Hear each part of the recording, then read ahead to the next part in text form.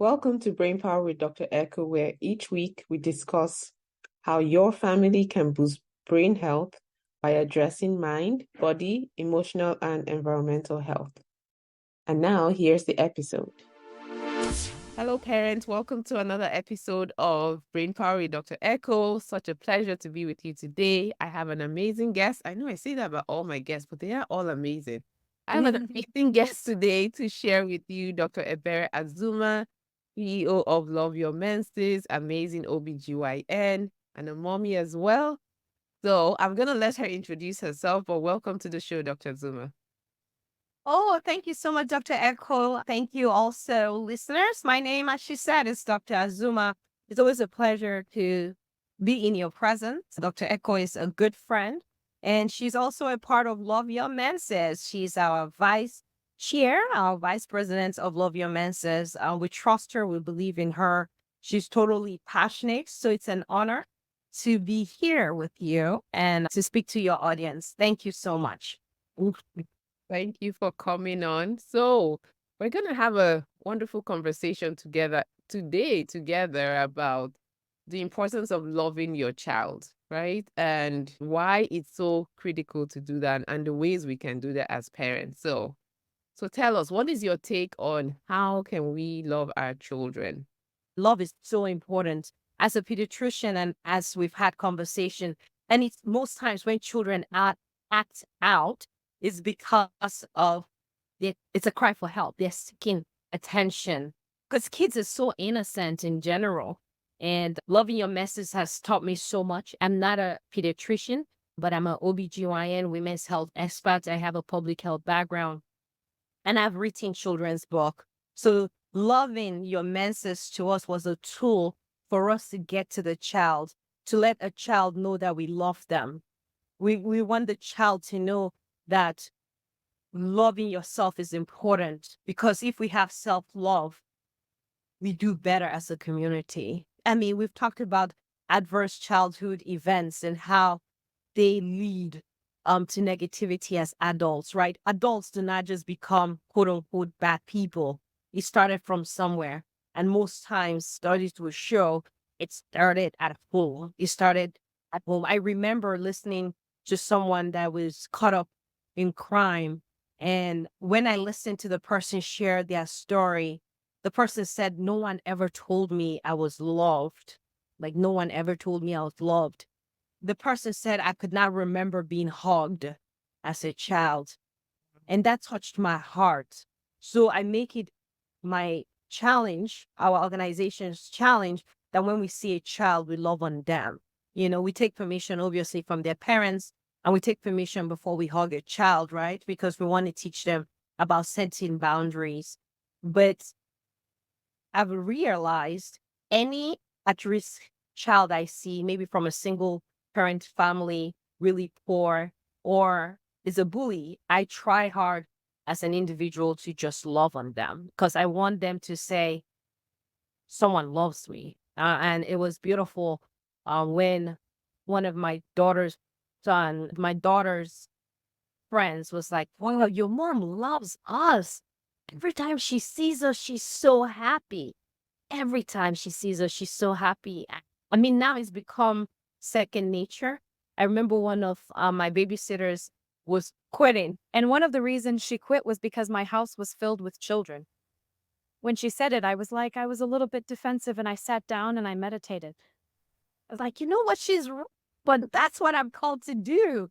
To have children around me to create a safe space for children. So whenever I hire a babysitter, I have a conversation and I say, do you have a problem with other kids coming over? Right? It was just a miscommunication. I mean, people can choose not to work because they don't want children. And that's okay. It's just when hiring now, I make it a point of duty to let the person know that I will have children over because it's just, I want to make sure children can grow up knowing that one person in their community loved on them. Yeah. So loving your child is very important for two things. One, our action as adults becomes a child's inner voice, right? So loving them would teach them to love themselves. I think I think life is hard, even as good people, still hard. I mean, I'm not a perfect person, but I'm not a bad person. I have good intentions, but life has not prevented me from having challenges. And sometimes when I meditate or ponder, I said, if I was a bad person, how hard would it be? It would be harder, right? So loving yourself, one, again, like I said, loving children allows them to have good self-image because an adult voice becomes their inner voice. Absolutely. Oh, that's so important. And there's so much research that shows it even just takes one person, one stable, wonderful adult in the child's life that will speak into the child's life makes all the difference. They don't even need a whole crowd, just one person. So I think what we'll take away from this is that we as parents, as adults, we choose to be the person, that person in a child's life. Not just our children, but like you said, the children around our children as well, because that also impacts the way our children form relationships as well. So thank you so much for that. Well, of course, since you are the menses expert, there's no way we're gonna let you get off this podcast without talking to parents about how best can I talk to my girls about their menses to make them embrace it and to show them that it's nothing bad and nothing to be scared of. So tell us. All right. Oh my goodness. This is a topic that I love. Just listen to your kids. Listen, I've heard parents say, what is the right age to teach a child about sex? What's the right age to do this, to do that? And from my experience and the experiences of people that have mentored me, it's just true listening. Your child will tell you when they're ready. Your child will come to you and say, Mom, I heard someone talking about sex in school. What does that mean? And that is the time you say, okay, it's time to have that conversation. And parents, we need to reprogram ourselves, divorce ourselves from our personal expectations or parental expectations. For example, this month, me and my child, we're working on self-regulation. Okay. So we want to teach her how to regulate her emotions. So your question about one timing for menstruation and how to bring up the topic is important to just say, have a relationship with your child. Relationship with children is not perfect. I really hope I would not vent. I really hope I would not use my voice to yell when I'm trying to talk to my child. But to this week, we had a conversation on self-regulation, and I was teaching her what self-regulation means, controlling yourself. And I shared my example with her. I said, daughter, do you know when I interact with you, I apply self-regulation? I was raised in a culture where our parents don't really converse with you. Your voice is not really heard. However, they use whoopings to get their disdain and love to you. Like you do something, they smack you. That's your way of saying, oh, don't do that again. Right. So me as a parent, we know that is not the most effective tool, and we want to change the trajectory of our children. I have to self-regulate. I have to learn not to do that. I have to reprogram myself. And I was telling my daughter, self-regulation is working hard to overcome your emotions and to be a better person. And I said, hon, it's not easy for anyone. So you can self-regulate in school. You don't have to always talk while your teacher is talking. The same way I tell parents, listen to know when your child is ready for that conversation on menstruation. They could be ready when they see me wearing this t-shirt. Love Your Menses, right? I mean, I walk around with that. So I can have a kid that is very intelligent say, Mom, what does Love Your Menses mean? And then you can appropriately guide the child. But before you guide a child in menstruation conversation, you have to love your menses or pretend to love your menses. Because if you don't love your menses, it's going to be hard for you to teach someone else to love their menses. And if you want more information on how to teach a child, we have a children's book, Maya Learns, about menstruation. I don't have it on me. Um, it's a conversation that we wrote between a child and a doctor, having the dialogue. Our reviews on Amazon, parents have said it has helped them in that conversation. But the most important thing is one, loving your menses or loving yourself. Right. And loving your menses does not mean that we love it. It's almost paradoxical. It just means we will love our body. We'll program our minds to love our bodies. I'm a big fan of Procter and Gallagher consultation. I'm not a consultant with them or coach, but I follow Bob Proctor's principles. And he talks about the subconscious mind. The subconscious mind, he believes, is it does whatever you want it to do. It believes whatever you feed into them. So even if you don't love your menses, but if you keep loving yourself, loving your menses, you will eventually love it. You say, oh, this cramp. I'm loving my menses. I'm loving this. Is natural. First of all, I'm okay. As a physician here, please get evaluated if you have dysmenorrhea for treatment. But but I'm saying after that, you can program yourself to love your menses. And there's other things you can do, right, to aid in loving your men.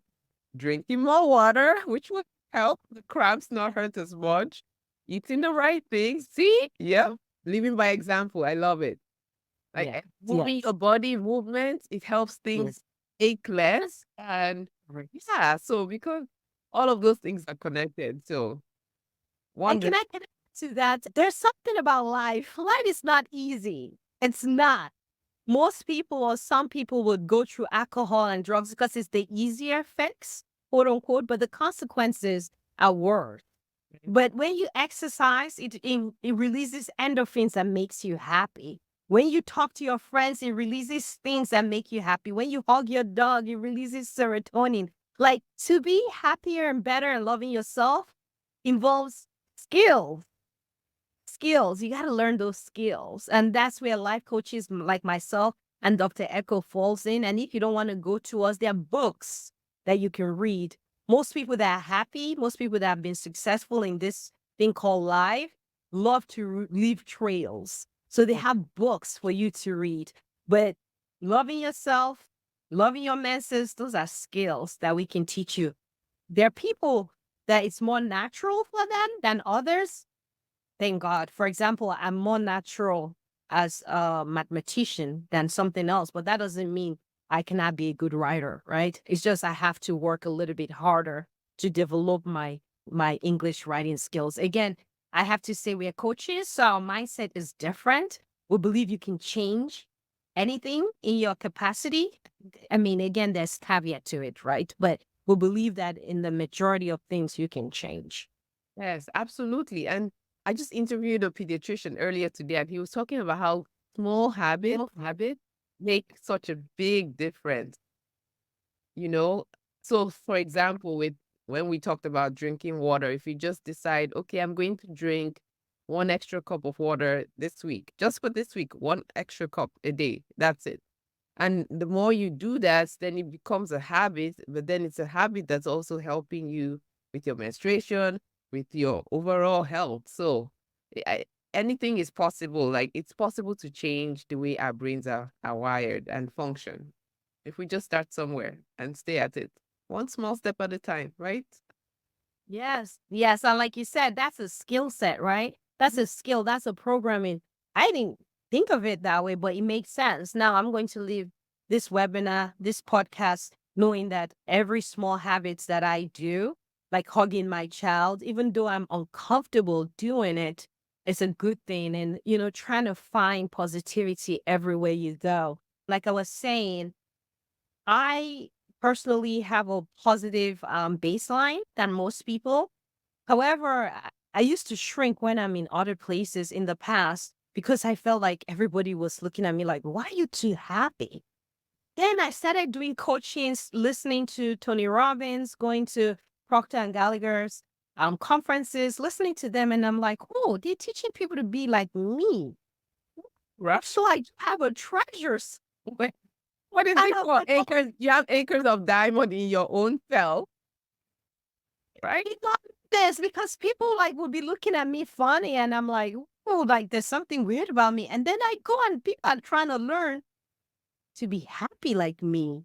I was like, oh my goodness, how I've been blinded with my own diamond. I mean, imagine many of us are like that. We have diamonds and we don't know this. But when we seek more information, then you begin to realize the diamonds in your own farm.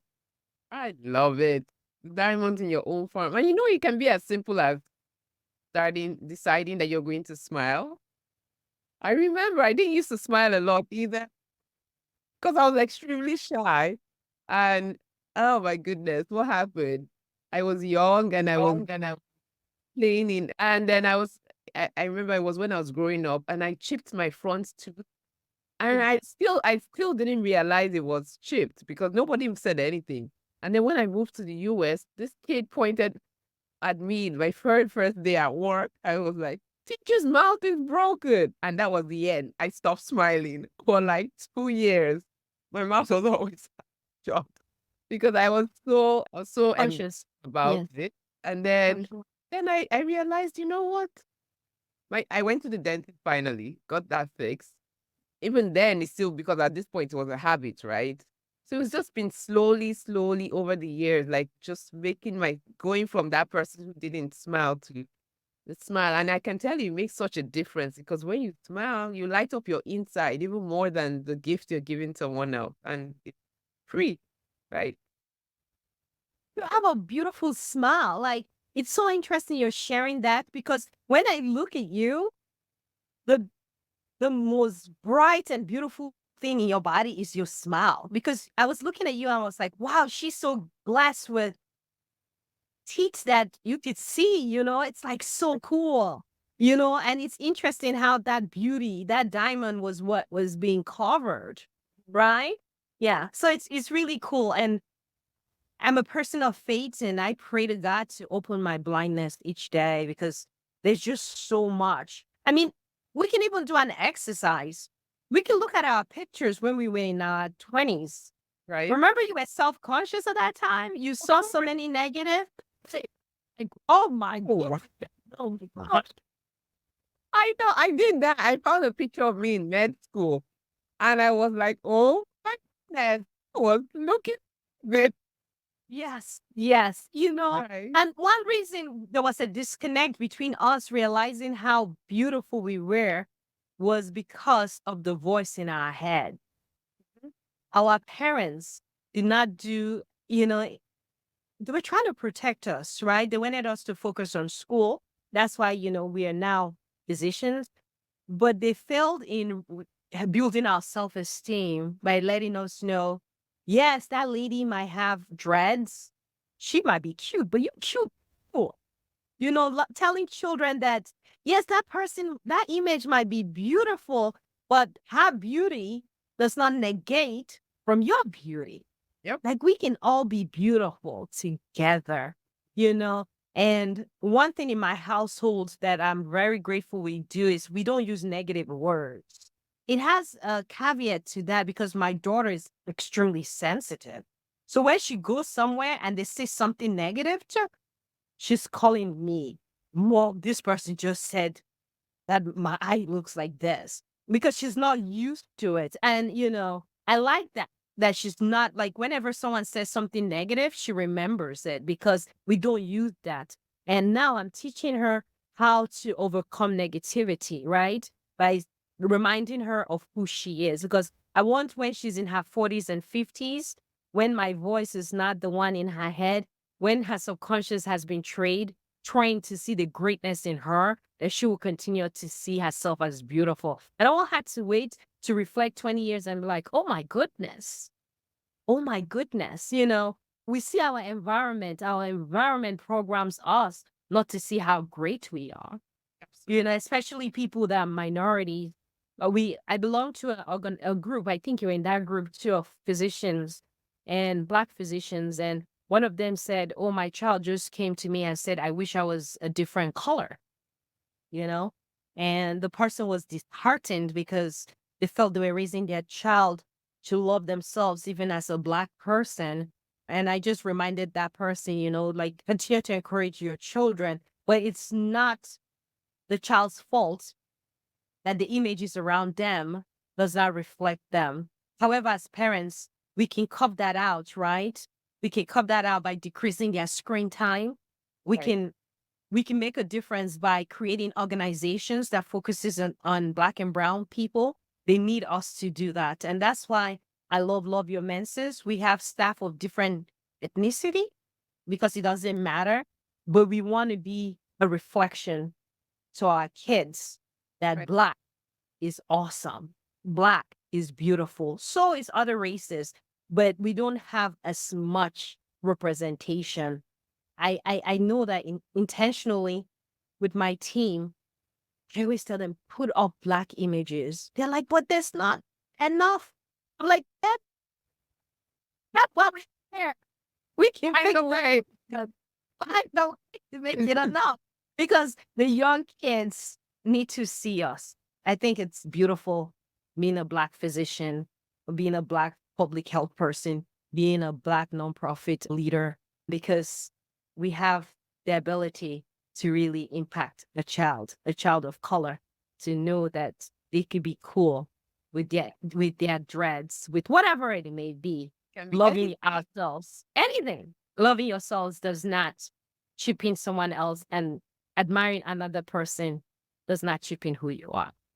absolutely not. And yeah, and that everybody's beautiful. Yep. Yeah. Regards. So, no, that's such a wonderful. And I love that you pointed to parents too. We need to accept ourselves as beautiful because from us, our kids will learn to accept themselves the way they are, right? Because they are soaking up everything. Kids soak up what we do more than what even we say. So important for us to model that for our kids. So parents, love on yourselves and fall in love with yourselves. In a good way, not in a conceited way, so that you can teach your children as well. So, yeah. And in terms of that, avoid pointing out negative things about yourself in front of your kid. If you're overweight, obese, whatever it may be, don't point it out to them, but just point out your good sides. And if you don't think you have anything good about yourself, then don't say anything bad about yourself in front of your daughters, in front of your sons. Please, please. We as African Americans, we as Black people, we need to change that paradigm, Um, and we talk about different laws of the universe, and one of them is the law of attraction. You attract things, or even the law, I think there's law of vibration. There's more. But if you believe that you're good looking, the law hears it and makes you good looking. It just takes small things and you can look the best. Some of the finest people on this earth might not be chosen as a model, but models, that's why they're professional models. You don't need to be a model. You just need to be a good mother to your child. That's all we need. You need to be a good parent. Parent your own self. Be a good parent to yourself and be a great mommy to your kid. Yeah. Yeah. And daddy. And these Yeah. two. Yeah. So, yeah. So wonderful. Thank you so much. That was really packed full of very simple but impactful things that we can do as parents to boost our children's self-esteem, to boost our self-esteem so that we can help the community at large, right? Everybody, the people we are in contact with, help them keep growing and thriving. So what's one last tip you're going to give to our parents on how they can help their children and how they can fall in love with their children? Okay. The last tip I would say is be in love with learning, be in love with improving. Self-improvement doesn't mean perfection, but sometimes we get hung over perfection that we fail to move. I don't know if I'm speaking to someone else, but I'm speaking about myself. Sometimes I'm like, I can't do it. It can't be perfect. I just can't. I'll just stay where I am, not even try. Right. But that's okay to try because we're trying to leave a legacy. They're great people. People that I've met that when I meet their parents, I say, wow, you did a great job. And when I listen to that parent, I realize that their child is great because their parents are great. Big wow. And some of us might not have quote unquote great parents, but that doesn't mean you can change that, right? You might be born poor, but if you die poor, it's on you. Absolutely. You die for it on you because we all have a chance. The space between when we're born and when we die, we have a chance to make it better, right? So thank you so much, Dr. Azumah. And please tell our parents how we can find out more about you and your amazing organization and what's just where to find out about you and how they can work with you. Thank you for asking that. You can find us by going to our website. It's loveyourmenses.com. It's not love your man. That's one time I went somewhere. A man, you see what you believe, or you see what you want to see. The man was like, "You're so cool, love your man." I said, "No, it's men's, but your man is good." He was so Thank- cute.